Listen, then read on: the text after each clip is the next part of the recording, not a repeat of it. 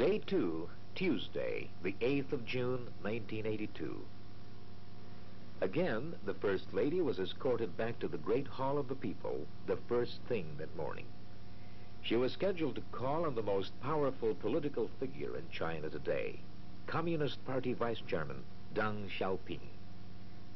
Vice Chairman Deng warmly shook Mrs. Marcos's hands, welcoming her to her fourth visit to China. Again, talks centered on the issue of Kampuchea. Both agreed that the brewing hostilities in the Indo-Chinese state are causing grave instability in the whole of Southeast Asian region. A solution to the problem must be sought, and it must be discovered soon. Madame Marcos also expressed her admiration for the way China was handling her development program. She stressed that the development strategy for China's 1 billion people could serve as a model for other third world countries. The First Lady left the Great Hall of the People to return to the guest house for her next engagement, a luncheon in her honor.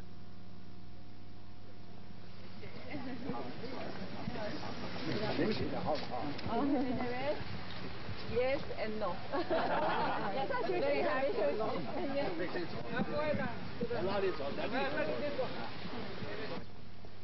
The luncheon was held at the Young Yuan Hall of the guest house, hosted by Vice Chairman Yang Shangkun of the National People's Congress, China's legislative assembly.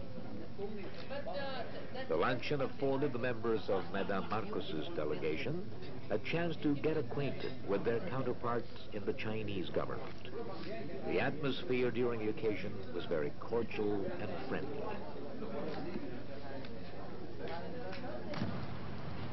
That afternoon, Madame Marcos paid a courtesy call on the second man in the Chinese hierarchy, Party Chairman Hu Yaobang. As with every official she was to meet during the course of this visit, Chairman Hu greeted the First Lady with sincere warmth and hospitality.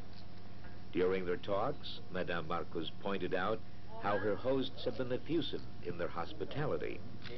She related to the Chinese leader that as a consequence, she and her party had been completely overwhelmed. Chairman Hu, for his part, cited the need to develop bilateral trade and promised better incentives to Filipino businessmen. He also referred to the friendship between China and the Philippines and other members of ASEAN. Mrs. Marcos later conveyed President Marcos's invitation to Chairman Hu to visit the Philippines.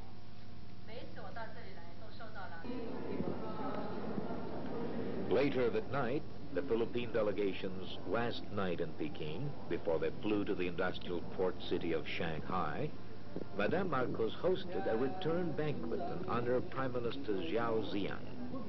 The return banquet was similarly held at the Great Hall of the People.